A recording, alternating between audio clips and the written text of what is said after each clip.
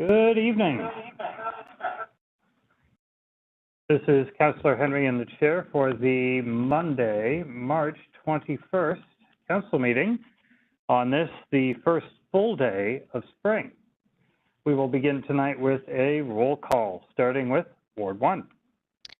Good evening, everyone. Councillor Hanmer present. Councillor Bodley present. Councillor Veith present. Councillor Freeman present.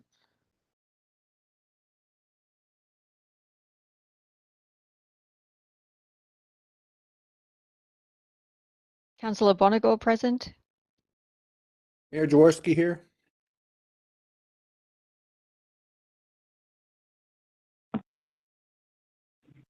Checking for Councillor Vasic.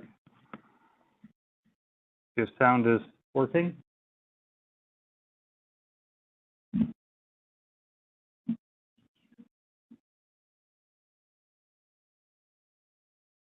Well, we will come back there. Just let us know when you've got that sound working and we will get started. Begin tonight with a territorial acknowledgement. We would like to begin this meeting by acknowledging that the land on which we gather, and in which we are broadcasting from today, is the land traditionally cared for by the Haudenosaunee, Anishinaabe, and Neutral peoples. We also acknowledge the enduring presence and deep traditional knowledge and philosophies of the Indigenous people with whom we share this land today. Today being Monday, March 1st, it is the International Day for the Elimination of Racial Discrimination. The United Nations marks this day every year to remember the day the police in Sharpeville, South Africa, opened fire and killed 69 people at a peaceful demonstration against apartheid pass laws in 1960. The theme for this year is Voices for Action Against Racism. This is a call to people everywhere to work together, to speak out against racism, to take concrete steps to stop racial discrimination and injustice, and ensure a safe environment for those who speak up. In our own community, March 21st is a time to pause and reflect on these important issues. It is also a time for individuals and organizations to commit to taking action. All of us have a role in creating a city and a community in which everyone is treated with respect and dignity as we work together to end racial discrimination. I think reflecting on our territorial acknowledgement and this, the International Day for the Elimination of Racial Discrimination, and the action that all of us need to take to speak up, to call out, to learn, to reflect, and to act. I can think of no better way to be able to assist and support all members of our community in being able to find that dignity and to find that respect, to be able to thrive and have every opportunity those of us in the dominant majority in the community have enjoyed by ourselves for far too long. This is a time for all of us to lift each other up, to listen, and to help. And with that, I would note that in terms of our moment of reflection, that at the beginning of this council meeting, we do pause to think about the needs of our community. May we show wisdom and compassion in all our decisions. Councillor Vasic, ready to complete the roll call? Councillor Vasic here. Thank you very much. Okay, moving on to disclosure of pecuniary interest and the general nature thereof.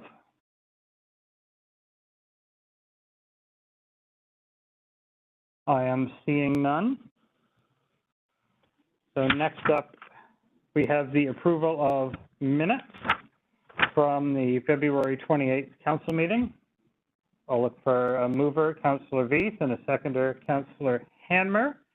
Any comments on the minutes? Seeing none, we'll take the vote, starting with Ward 1. Councillor Hanmer in favor. Councillor Bodley in favor. Councillor Veith in favor. Councillor Freeman in favor. Councillor Vasic in favor. Councillor Bonigo in favor. Mayor Jaworski in favor. And the chair is in favor, so those are carried. Next up is the consent motion.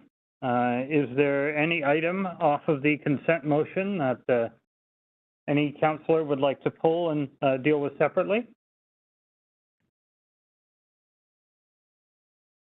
Not seeing any, so I'll wait until I see a seconder in the queue.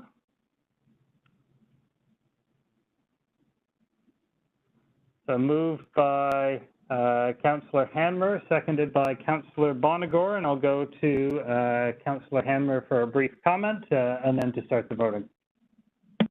Thank you, Chair. Through you, I just wanted to acknowledge and thank the staff who are responsible for the community cash grants. We have a tremendous committee, and the success of the committee is only as good as the support that we receive from the staff. So Estero, please pass on our congratulations and appreciation. And with that, I will vote in favor. Councillor Bodley in favor. Councillor Veith in favor. Counselor Freeman in favor. Councillor Vasek in favor. Councillor Bonagor in favor. Mayor Jaworski in favor. And the chair is also in favor, so those items carry. The health and safety report, the annual statements of remuneration and expenses, the community cash grants, and the significant festivals and events declarations. There are no items removed from the consent motion, so we move straight on to item 8A, staff reports. First up, we have the culture sector COVID recovery grant prepared by Estero and Andrea. I take it that both of you are here for any questions that council has, unless you have a brief comment, Estero, to introduce the report. Thank you, Chair Henry. We don't have a presentation, and the only comment I would make to Council is that we are very grateful that Council reallocated the funds from the CIP fund in December that allowed it to be possible for this grant policy to come forward. Thank you very much. So we'll look to Council for any questions that they have of staff. I see first up is Councillor Bonagor. Thank you. Through you, Chair Henry. Thank you so much for bringing this forward. I think it's going to be hugely valued by the arts community. I mean, we all know it's been a hard couple of years, but it's been devastating for our artists and the makers in town who've, they've kind of the rug was just pulled out from under everyone. So I think this is a really smart move. I'm very excited to kind of see it come forward. Estero, I was wondering if you could outline for anyone who might be listening or may not have read the report, what kind of timeline could be attached to this if people are interested in finding out more and potentially applying for a grant. Through you, Chair Henry, to Councillor Bonagor, we are hoping, if Council approves the policy this evening, to have the application process ready to go at the beginning of April. So we're hoping that the intake period will be throughout the month of April. We're hoping then that the grant committee can meet to review applications early in May so that we can actually be distributing funds early in June. That sounds speedy. Okay, that's exciting. Thank you so much. That's all from me. Thank you, Chair. Thank you, Councillor Bonagor. Yes, I would agree that that is speedy. I think there is certainly a great deal of flexibility that's built into the policy and the delegation of authority to staff for making the final allocation speeds it up on our end, since it takes a very long time to churn reports through Council. So very much appreciate the speed staff have presented here. Seeing no further questions or comments from Council, we'll look for a mover and seconder. I have Councillor Bonagor prepared to move it. Councillor Vasek, I'm sure, enthusiastically seconding it. And we will start the voting process with Ward 1. Councillor Hanmer in favor. Councillor Bodley in favor.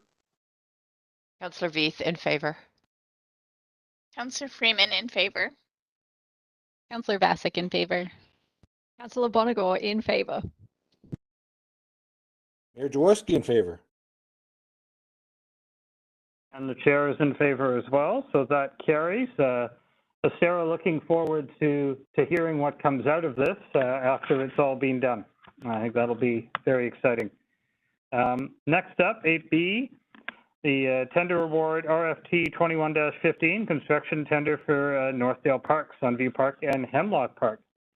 No presentation attached to these. Looking to council for any questions. Seeing none, I'll look for a mover and seconder. Moved by Councillor Freeman. Seconded by Councillor Bonagor. I will note before I take the vote as ward councillor, I am very excited to see this moving forward. It's been a long process to try to get these right. That's involved a fair amount of community consultation. This is another important step that the city can take to be able to achieve and realize the vision for Northdale as a vibrant and sustainable community. One of these parks in particular has some, low impact development, stormwater retention and diversion initiatives on it in a low patch. So this is certainly a climate adaptation involved and considered park plan as well, which I think is very valuable in this part of the community. And I'll look forward to taking my my kid, who will be 4 by the time these projects are done, through these to see, and he'll be introducing himself to all of the young adults who are using this great park plan that's here. So I'm looking forward to enjoying these, as will many members of our community. So with that, we'll start the voting process with Ward 1. Councillor Hanmer in favor. Councillor Bodley in favor. Councillor Veith in favor. Councillor Freeman in favor. Councillor Vasek in favor. Councillor Bonagor in favor. Mayor Jaworski in favor of parks as well. And the chair is in favor as well, so that's carried. Next up, we have 8C, our digital services strategy, prepared to us by Brandon Curry. Are there any questions for staff? Since I don't see a presentation. Question from Mayor Jaworski. Thank you very much. Through the chair to Brandon. Perhaps I'll roll back the clock about 10 years to when we announced Ping Street as a new initiative from the city of Waterloo. And I roll forward to today and the past 2 years where digital has never been more important. And I'm just wondering, in light of the report in front of us today, where are things like mobility, or are things now built that the website is built with mobile in mind? I was just wondering if you could address that just in light of this report, just in that context. I realize this is not a full-blown rewrite or anything like that, but certainly significant digital services for the future of Waterloo. Yeah, through you, Chair Henry, to the mayor. The way websites are built now, they're usually responsive enough that they have full functionality on mobile. So sort of the age of bespoke apps for cities and some other different services it's kind of coming to an end a little bit. And so, this project is kind of, I guess, the new iteration of sort of taking our package of services and trying to bundle it in a way that makes sense for where people are at digitally. And so having something that works, across, any browser on any device would be the priority now. Excellent. Thank you, Brandon. Looking to see if there are any further questions or comments from council. Seeing none, I see Mayor Jaworski interested in moving this item.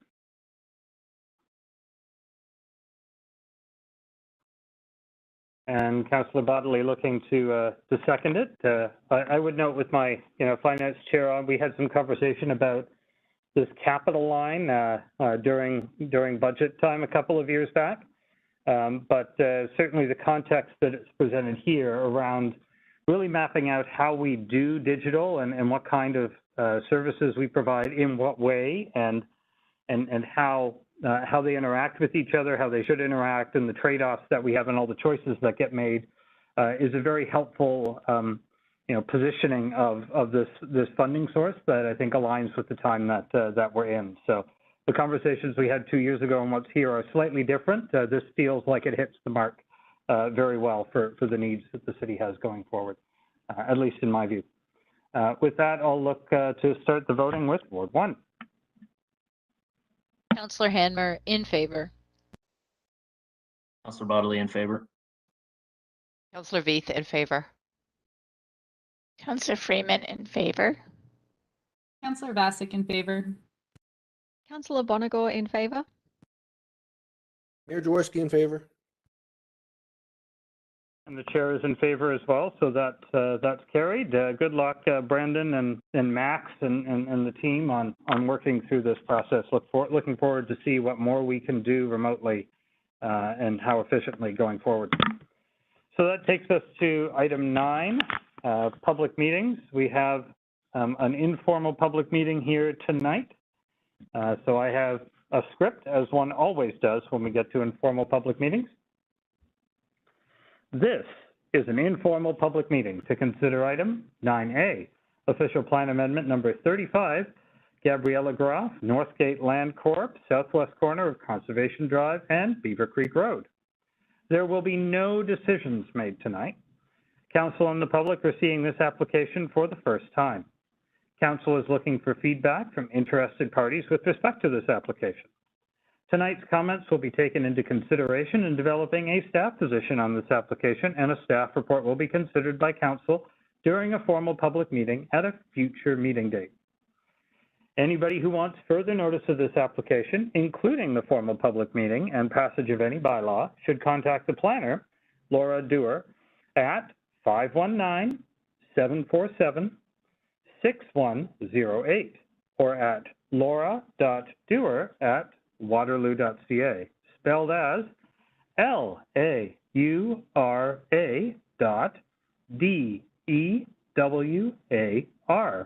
at waterloo.ca. If you would like to speak at the meeting tonight, please call the clerk's office at 519-747-8705. The planner, Laura Dewar, will now provide a brief overview of the application. It's all yours, Laura. Thank you. Good evening, Chair Henry, Mayor Jaworski, members of council, and the public present tonight. As has already been mentioned, this is the informal public meeting for official plan amendment application number 35. Next slide, please. The subject lands are shown generally on this aerial image. It's a substantial parcel of land situated at the southwest corner of the intersection of Conservation Drive and Beaver Creek Road. To the north is Creekside Church. To the east is Greenacre Park. To the west is the former Herbsville Cartway go-kart operation. And to the south are lands owned by the Grand River Conservation Authority. Next slide, please. So the lands are the subject of a subdivision application and a zoning bylaw amendment application as well. They were submitted to the region and the city in 2017. This official plan amendment actually applies more specifically to certain blocks within that proposed subdivision, primarily fronting along Conservation Drive and Beaver Creek Road. These lands are designated low-density residential in the city's official plan, and the district plan for this area contemplates a range of residential uses here, including terraced dwellings. Next slide, please. As you may already be aware, these lands are the subject of several outstanding appeals before the Ontario Land Tribunal. So the applicant filed an appeal against the official plan in 2012, and they also appealed the subdivision, the zoning bylaw amendment, and the condominium applications, which were received by the city and the region in 2017. These appeals will be heard concurrently at the Ontario Land Tribunal in October 2022. Next slide, please. So for those specific lands I was previously identifying on that proposed subdivision plan, these lands are designated low-density residential in the city's official plan, and terraced dwellings are limited to 10 meters in height. But they're also designated low-density residential too in the district plan, and terraced dwellings may be up to 4 stories in height. Through the zoning bylaw amendment for the lands, which, as I said, was under appeal, the applicant is proposing a zone that would allow building types, including terraced dwellings, to be up to 4 stories and 12 meters in height. Next slide, please. So just for council's awareness, terraced dwellings are generally considered to meet the definition of stacked townhouse building in the city's zoning bylaw. Each unit has a direct entrance outside to grade, and it's not an apartment building. Next slide, please. These are some examples of terraced dwellings around Waterloo. Next slide, please. So just to recap, the district plan allows for a 4-story terrace dwelling, but the official plan says it must be constructed within only 10 meters, which is really not feasible with an industry standard of 3 meters per story. So the applicant is requesting the official plan amendment to allow an increase in the height of terrace dwellings from 10 meters to 12 meters on lands designated low density residential. And this is really to bridge the policy gap between the district plan and the official plan height permissions for terrace dwellings. In terms of the process, the application has been circulated. We've received some comments, but none with any concerns. The city is required by the Planning Act to make a decision within 120 days of receiving the application, which puts us at June 4th. Staff will consider any recommendations to council within the context of the outstanding Ontario Land Tribunal appeals and the hearing set for later this year. Otherwise, at this time, there are no major planning concerns with the proposed amendment. Next slide. Thank you, and I'd be happy to answer any questions.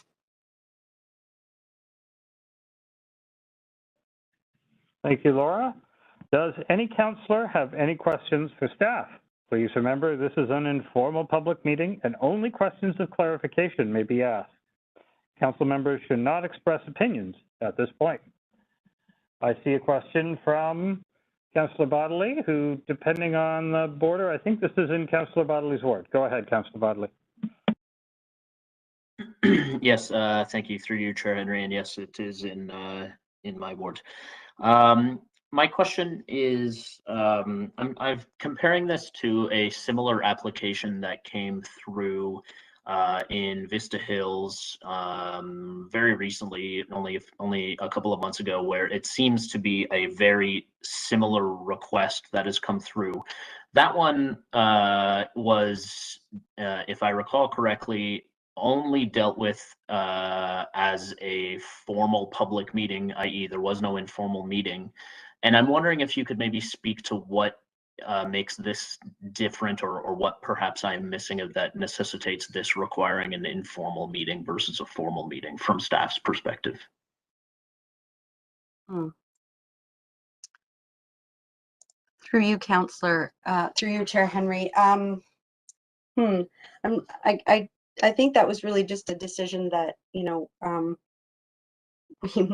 made with my manager, but there isn't really anything overly different here. I just think the opportunity for the public to have a chance to, and council to you know, ask questions and consider this, you know, before we go forward with a formal is, you know, I guess warranted. Okay, well, I appreciate that. Always good to hear from the public. And Roy, I see that Joel has something in the comments here. So. Yeah, I thought we'd jump up a couple of levels and get Mr. Cotter to respond to your question as well. Thank you, Chair Henry. Through you to Councillor Bodley. I think the key difference is when Vista Hills was ultimately approved, the blocks at the very south end of Vista Hills were considered by the Ontario Municipal Board at the time and granted a 12-story height permission, or sorry, 12-meter height permission for the development in that location.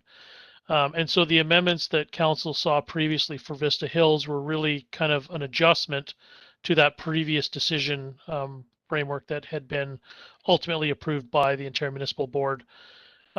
In other locations in the city, the official plan is clear that stacked townhouses can be permitted up to 10 meters in height, which, as Ms. Dewar indicated, there's a conflict with that official plan policy and some of the visioning that was undertaken through the district planning. So the goal here with this application is for this particular development to align the district planning and the official plan to then enable the zoning to permit these types of different forms of development that we're seeing more readily now in the marketplace come to be.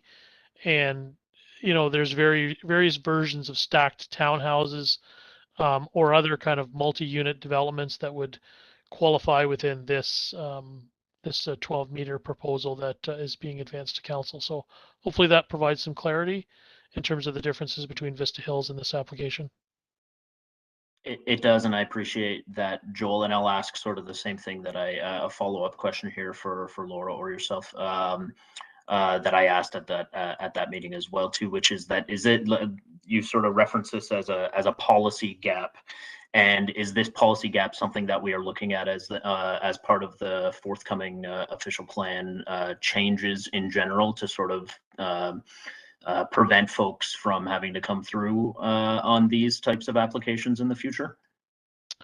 Through you, Chair Henry, to Councillor Bodley, yes, staff are reviewing this particular issue along with the general issue of floor to ceiling heights. Again, when the official plan was adopted, as Ms. Dewar indicated, the standard was 3 meters floor to ceiling for a standard story.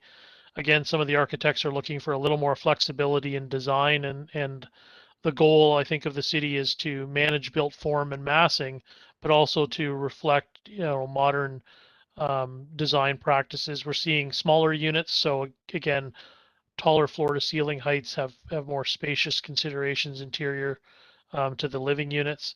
And we want to, again, consider those issues as we move forward through the official plan and other planning work that we're actively doing. So those are top of mind. We are actively reviewing those matters and we'll be reporting back to council in the near future with recommendations on those matters. But this application has kind of got out in front of our work and is now working its way through the process. Excellent. Understood and appreciate that clarification. And I look forward to those conversations in the future. Back to you, Chair Henry. Thank you, Councillor Bodley. Looking to see if there are any further questions from council for staff.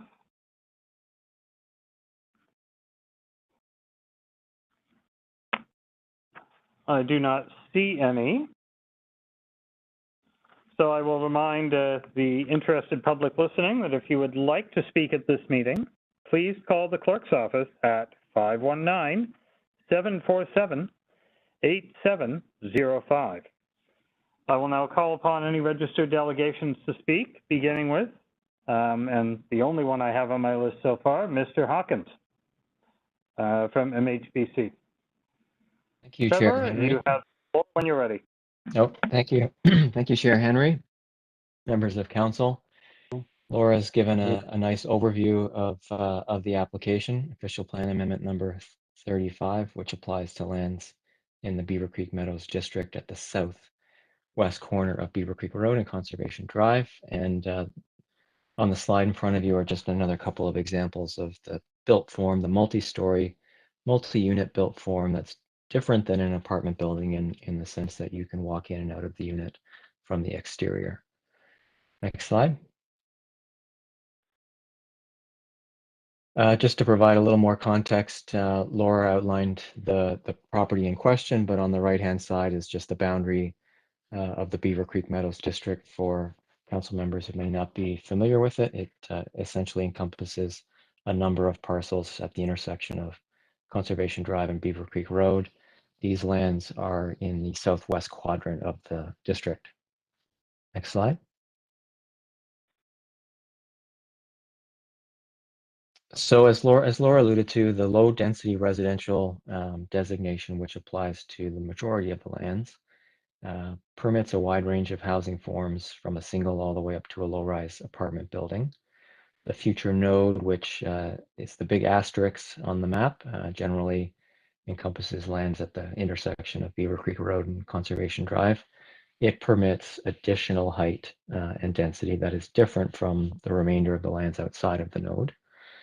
If you're in the low density residential designation, you are permitted up to 10 meters of height. And then there's certain criteria in the official plan that if you're satisfied, you can also have a terraced dwelling and an apartment building. In the case of an apartment building, you're allowed to go up to 12 meters, but you're not allowed the same permission for a terraced dwelling. And both of those dwelling types essentially have to meet the same criteria. Next slide. In the district plan, which is captured on the left-hand side, the lands are designated low-density residential 2, which again permits a range of dwelling types, and it permits terraced dwellings up to 4 stories and low-rise apartments up to 4 stories. The low-rise apartments would be along Conservation Drive.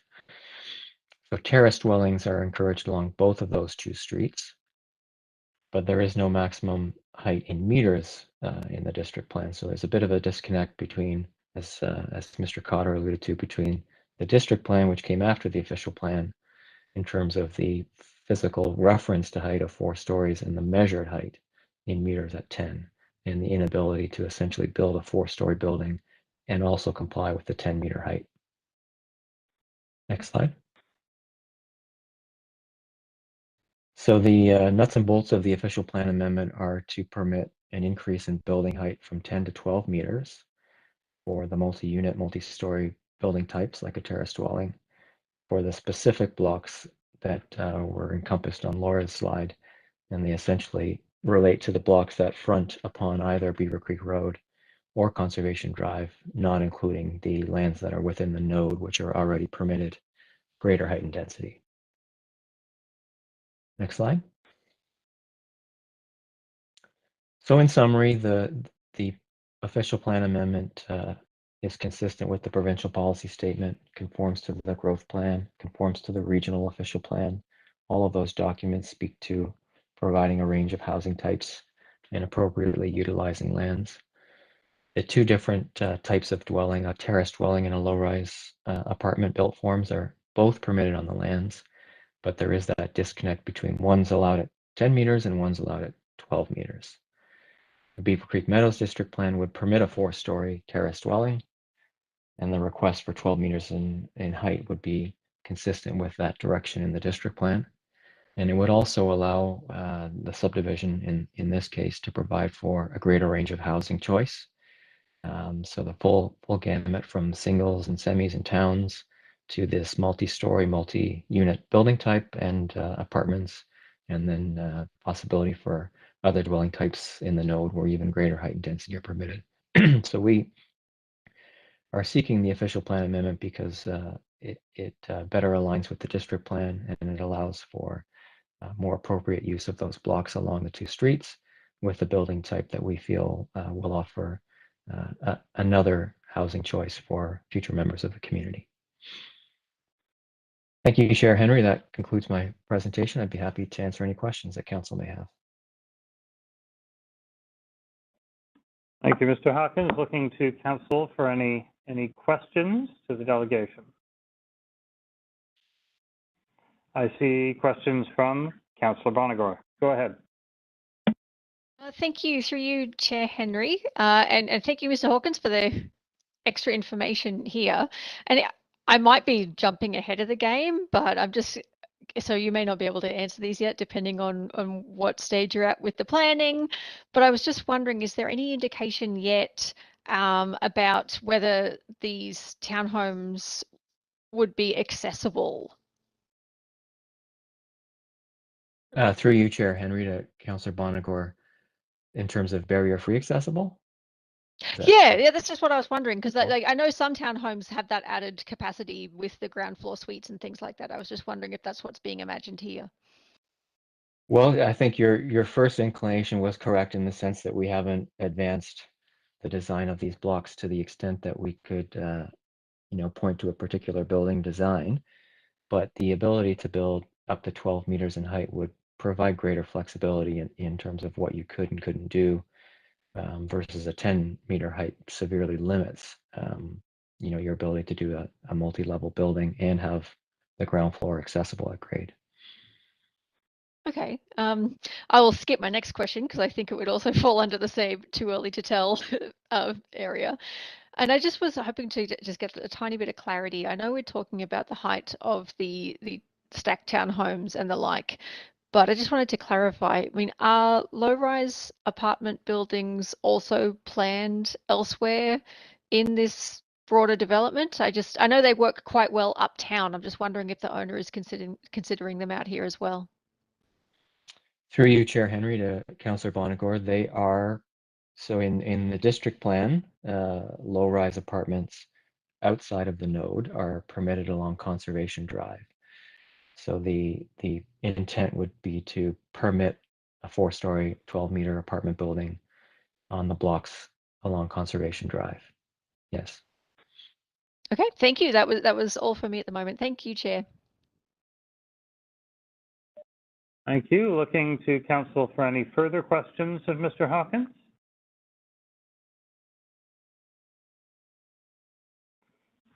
Seeing none, just check briefly with the deputy clerk to see if the phone lines have been ringing off the hook. Nope, people are enjoying spring instead. I will make one last, call out to see if anybody would like to speak at the meeting. You can call the clerk's office at 519-747-8705. I will now do a Jeopardy long pause to see if the phone rings from that call out.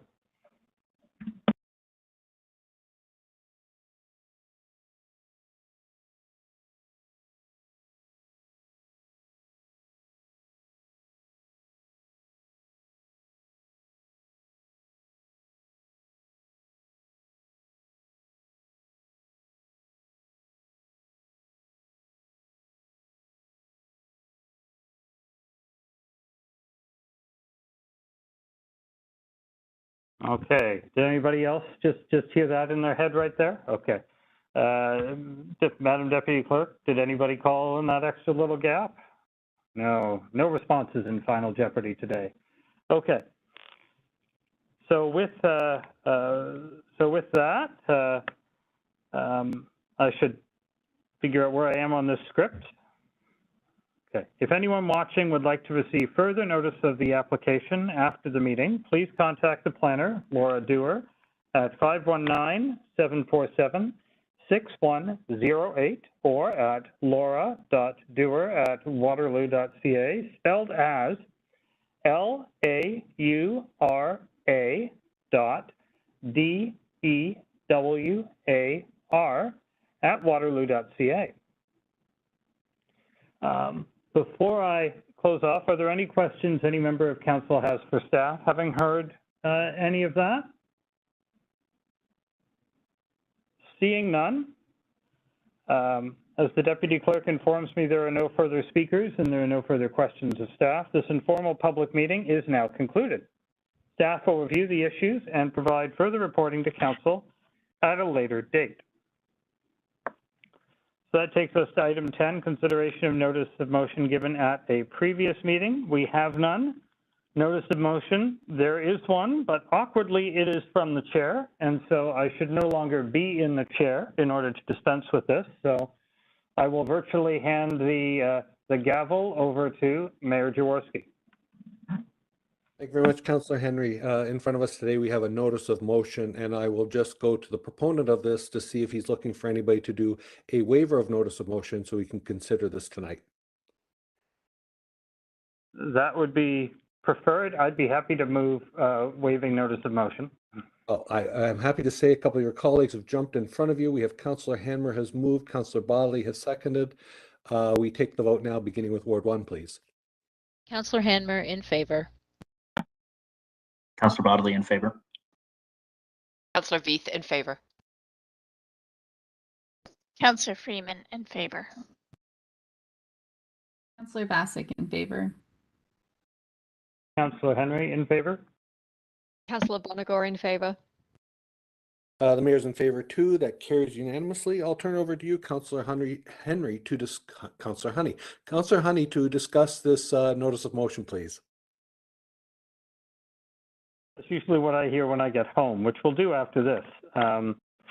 I take it because we got it into the revised agenda, I don't need to read this very long motion word for word since it's printed and is also available on the screen, which I think we can scroll through while I'm giving a brief discussion of it. Ontario must build it right the first time. We're currently going through a review and update of the Ontario Building Code to bring it, into the 2020s and into conformity with the National Building Code. And something important has been happening across the country. First out in BC, the government and industry sat down together and figured out how they could get construction standards, the building code out there, step by step to net zero ready by the early 2030s in order to be part of a solution to our climate change goals and requirements. And so they came up with a series of energy performance tiers where on a set schedule, you will ramp up to a higher and higher tier until you are at net zero ready, providing the industry with clarity around what's required, a timeline, and consistency across all the municipalities in British Columbia to being able to achieve that performance, while also providing a framework for municipalities to go further. The National Building Code picks up on this leadership out of BC and provides the same framework for all provinces and territories from coast to coast to coast to be able to adopt.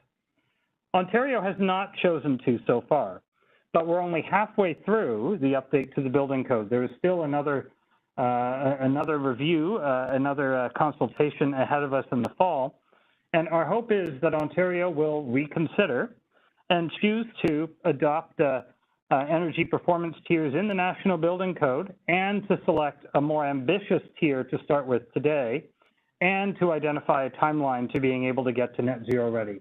So far, their response has been, this is pretty good. We always only have one tier. We've never done this having steps to get where we want to go thing before. Don't worry, we'll get there, but we won't tell you when or how. That's not good for industry. That's not good for innovation, and that's certainly not good for climate leadership. And it's important for the province to step up. But what will happen if the province chooses not to step up in this round is municipalities will do what they do, and that's exercise local leadership to meet the needs of their citizens and come up with their own green development standards. Toronto and Whitby already have energy performance tiers, similar to what's happened in BC. The City of Ottawa is considering energy performance tiers. And here in Waterloo Region, through the partnership, the municipal and utility partnership at Waterloo Region Community Energy, there is active discussion and an active push to work on green development standards here in the region of Waterloo. And so it would be preferable, I'm sure, for industry if we had one way that we're doing this all across the province rather than having a patchwork of regulations that we each have to develop. But absent provincial leadership, that's what's going to happen.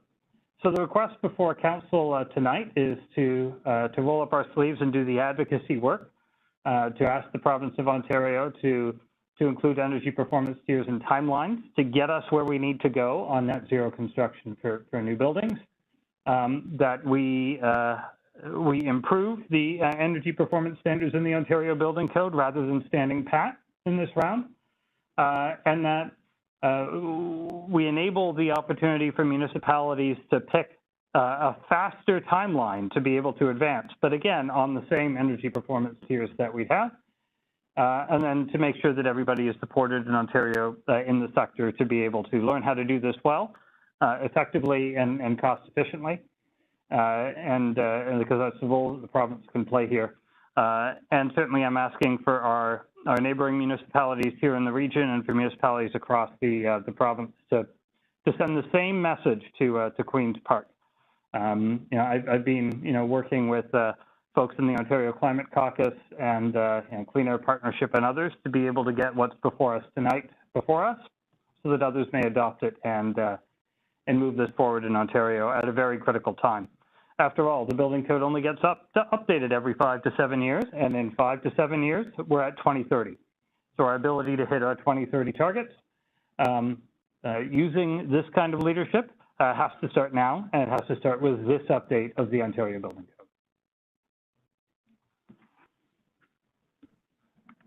Excellent. Thank you, Councillor Henry. I'm going to turn over to Councillor Freeman, who has a comment, and then I may have a question or comment as well.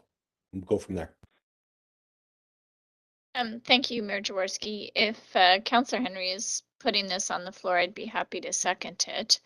And I wanted to just add to Councillor Henry's comments to essentially say it is only going to be through a change in the building code that effective changes will happen within buildings. I still to this day do not understand how the City of Toronto was capable of implementing the Toronto Green Standards by the site plan aspects of the building code, or sorry, the Planning Act. And I, you know, I've certainly recalled having asked staff in the past how it is that they've done that implementation through their site plan approval process.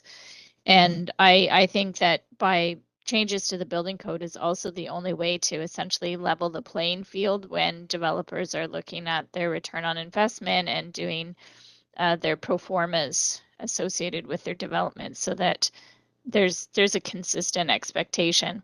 The non-alignment between provincial building codes and the national building codes causes a lot of challenges, not just for municipalities, but also for developers and landowners. So I appreciate that Councillor Henry has worked so hard on bringing forth this this motion, and I'm happy to support it.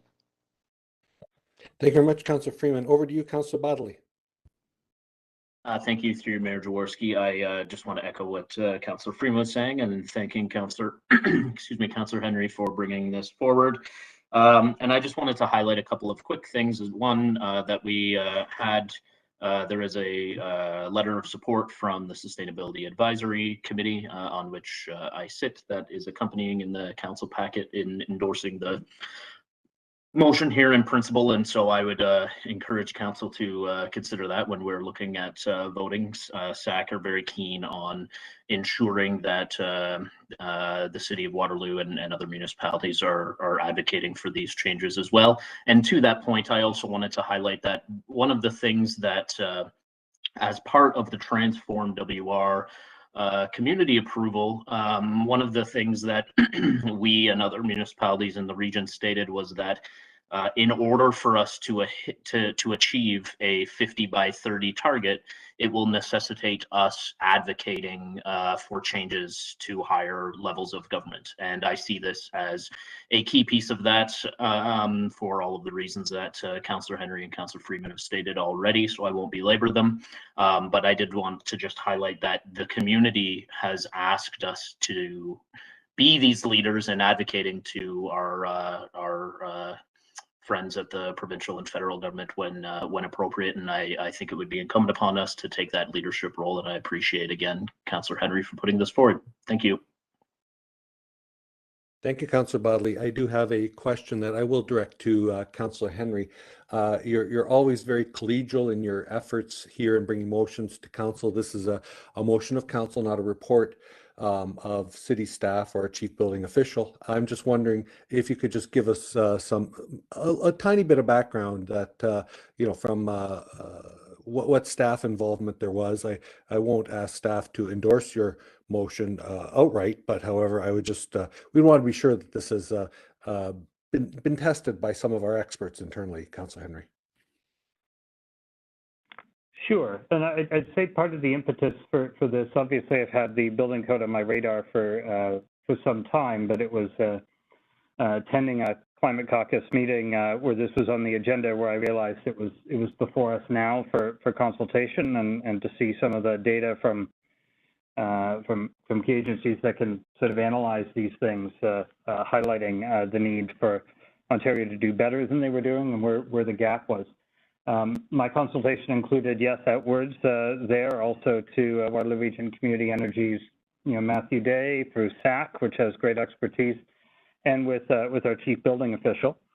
I would note that the chief building official sent me notes about a session that the ministry ran on energy efficiency in particular as part of this. The ministry defended that their choice to not take a tiered approach, but to have only one code for one time and leave the future to be the future, showing that they, I think, misunderstand the point. And they were also showing tables suggesting, or at least leading attendees to take away the suggestion that the tiers that Ontario was picking would be better performance than today. But there's been analysis done outside to suggest that that's not the case. And that's not analysis that staff, they've informed me, have the capacity to sort of do themselves, because the world of buildings, of building standards, is legislated timelines that are quick, and you're always focused on working through there. So they've been working through associations to try to get analysis and comments in as well. So this has been quick turnaround for, I think, staff to be able to engage on the building code. So I think in that way, it's been helpful that there are outside groups that are knowledgeable and that are aligned and advocating on this to be able to do that legwork and analysis and modeling to understand what code changes result in which performance tiers. So I hope that more than answers your question. It does, Councillor Henry, because I do know there's a lot of twists and turns to the building code, but knowing that it's had its a runaround through the community, that's very good. A second question to you was regarding the call out to other municipalities, as I think you kind of put it, that we would be looking, should this pass tonight, to in particular get other municipalities to consider it as well. This isn't just a one-shot deal or a copy of something else that some other community has created. This is a unique piece of work here today, correct? Yeah, this is a unique piece of work. I would note that ahead of the consultation deadline for this round, we've missed it, but that's okay, because this is a political motion rather than a motion to bureaucrats inside the ministry, because it'll be a political decision that makes the change. But ahead of those, staff at the town of Whitby, who is one of the leaders in Ontario on adopting green development standards and taking a tiered approach, their staff report came forward, and effectively we're making the same point and the same call, but in a staff report. Rather than in a motion. So I've had lots of places to check this against with people that have expert professional eyes to bring that forward. So Whitby's done something through a staff report.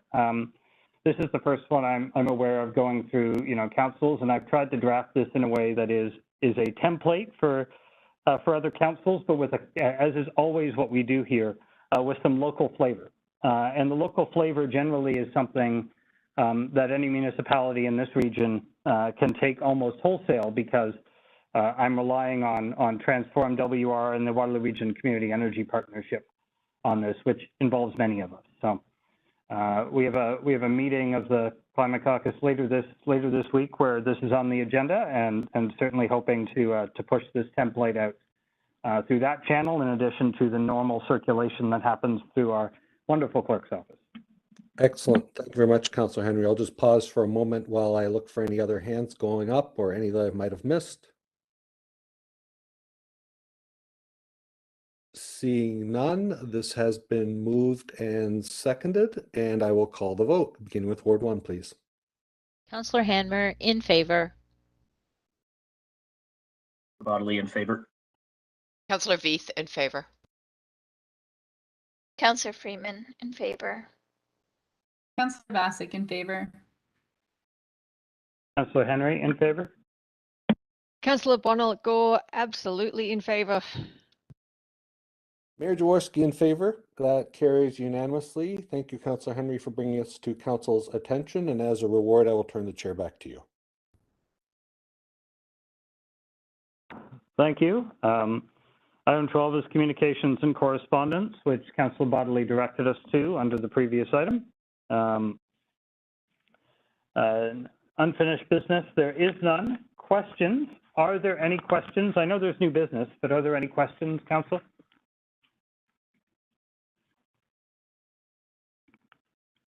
Seeing none, we'll go to new business, and I understand Councillor Bonagor at least has some new business. I do. Thank you. Through you, Chair Henry.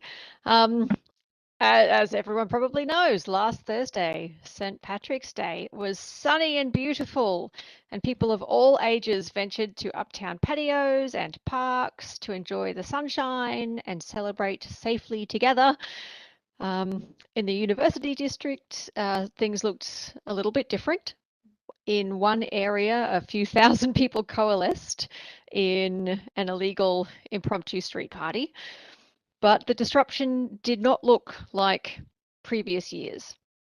And for that, I'd like to thank some people. I'd like to send thanks to Nicole Papke and the bylaw team, to the city communications team, and to our truck drivers and street sweepers who all pulled together before, on, and after the day. So thanks to you all. Thanks to Commissioner Dykstra as well for your year-round efforts on this issue. To Laurier for setting strong expectations with students. And to the Regional Police and the Public School Board for close collaboration. I'd also like to extend particular thanks to many of the students who chose to celebrate without shutting down a city street. There was definitely a trend towards smaller gatherings and house parties. And on a day when police were investigating the tragic killing of a teenage girl in our community, and when our hospitals are still overwhelmed with the strain of an ongoing pandemic. I mean, you students in the smaller gatherings, you chose to not add to that burden. You chose small groups, you chose house parties, you chose uptown businesses, and you still had fun. So to you, I say thank you for choosing to make Waterloo your home and for helping to look after your neighbours. It's very much appreciated.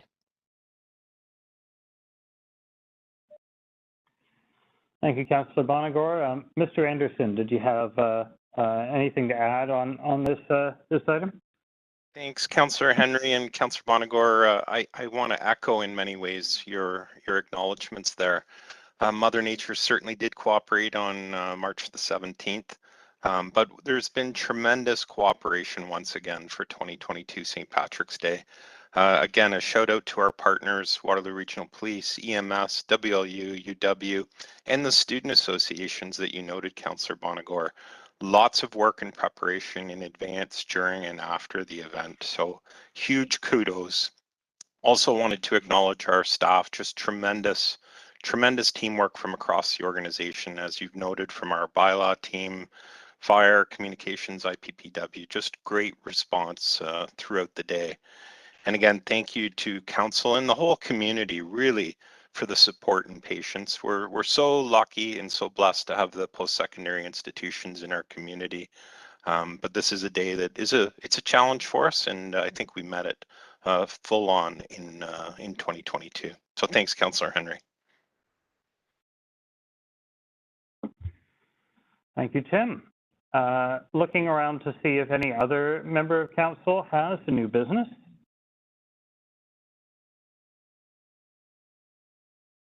Seeing none, that takes us to enactment of bylaws. I see that Mayor Jaworski wants to take the opportunity to move them. He might need support in understanding how to do that. Perhaps the veteran Councillor Bodley, the veteran mover of bylaws, would like to second them. Nope, he didn't get there in time. Councillor Freeman would like to help the mayor in moving the bylaws. We'll start the voting with Ward 1.